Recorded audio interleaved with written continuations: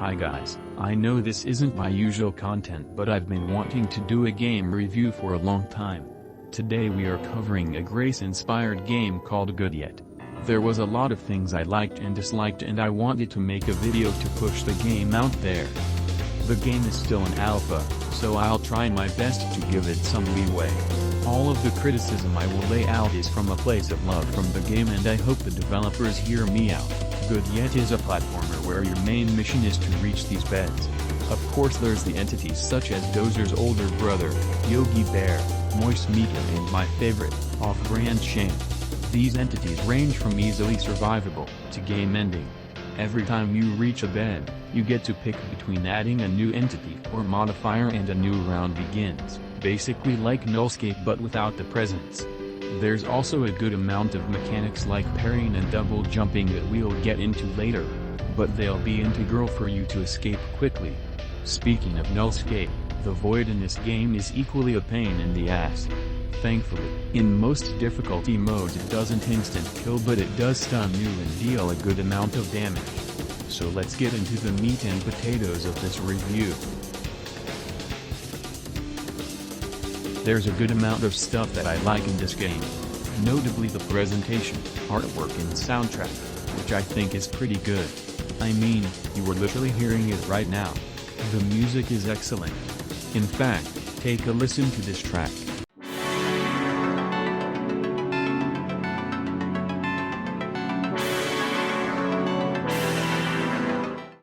The movement is also smooth. You can double jump a lot and parry off walls to launch yourself into the sky. It seems like the game is built for speed running, and you can even skip a good chunk of a level by timing your jumps. Of course, with every movement system, there is a little bit of jank, but that's expected for a new game like this. The game is also pretty unique from other Grace/Nullscape-inspired games, and feels mostly like its own thing. There's even a boss that spawns around Wave 10, which is pretty good. Hopefully there's more unique systems that set it apart from other games of the genre, but I'd still like to see some of the better elements of those games, like upgrades and special items, that would give the game more depth. This game has a lot of potential, and I'd like to see what the developers do with it next. Of course, there is some negative stuff I have to say about the current state of the game. Mostly stuff that I believe the developers should fix, or expand.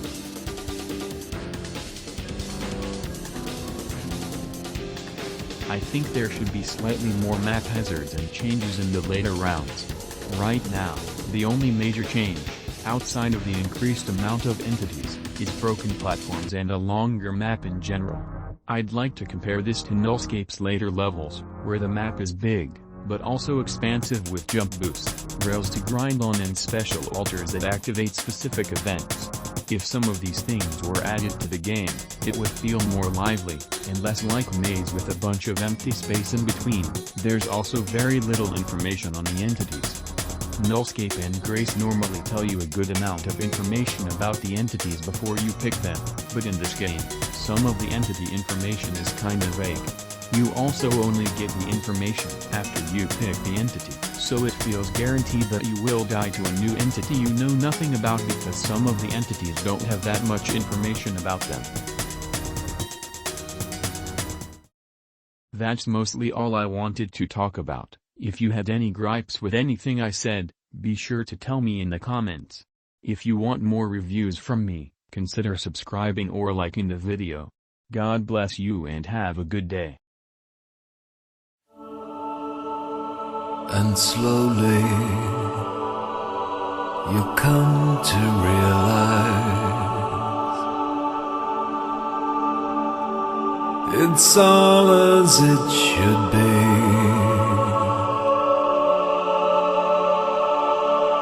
You can